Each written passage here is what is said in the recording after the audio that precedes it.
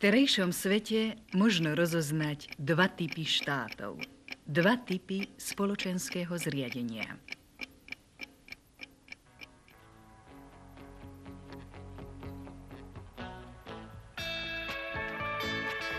V jedných má rozhodujúcu úlohu robotnícka trieda a socialistické vlastníctvo.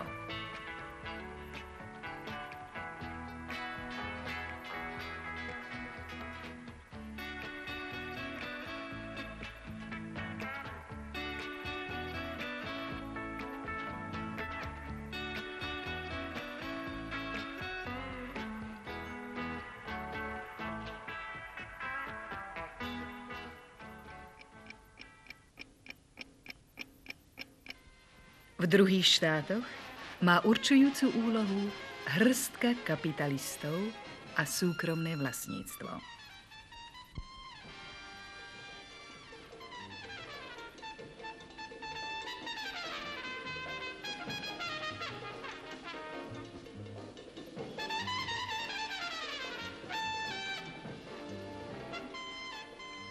Aké sú základné znaky a črty buržoázneho spoločenského zriadenia?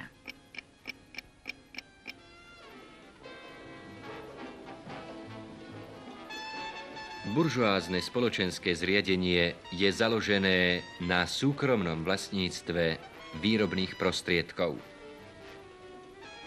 Zo súkromného vlastníctva a vykorisťovania pracujúcich plynú kapitalistom do ich vlastného vrecka bohaté zisky.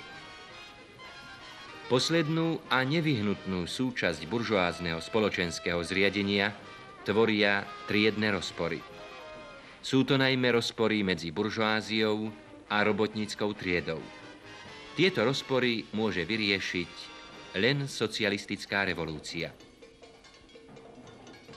Sila socialistického spoločenského zriadenia, na rozdiel od buržoázneho zriadenia, spočíva na zhode záujmov dvoch spriateľených tried: robotníkov, roľníkov a pracujúcej inteligencie pri plnení úloh socialistickej výstavby.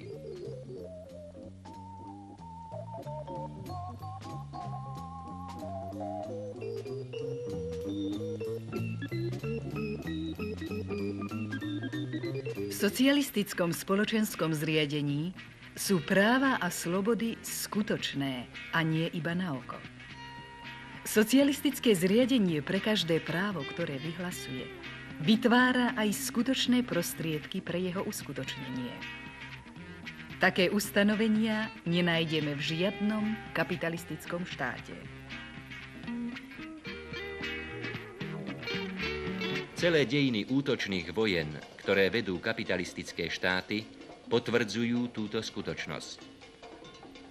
Útočné vojny neorganizuje robotníčka z Harlemu, lodiar z Clevelandu či technik z kozmického strediska v Houstone, ale hrstka bankárov a priemyselníkov, ktorá zarába na vojnovom priemysle.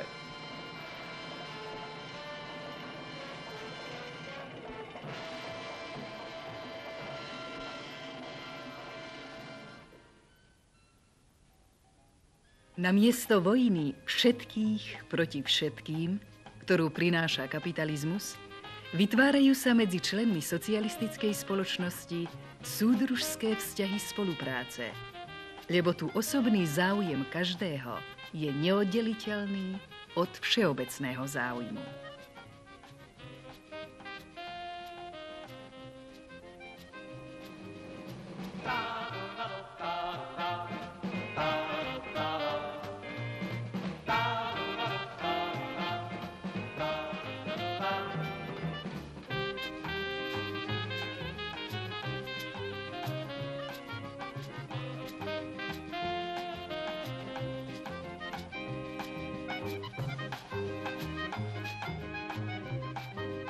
Ďalšie upevňovanie socialistického spoločenského zriadenia a socialistickej sústavy povedie k víťazstvu socializmu a komunizmu na celom svete.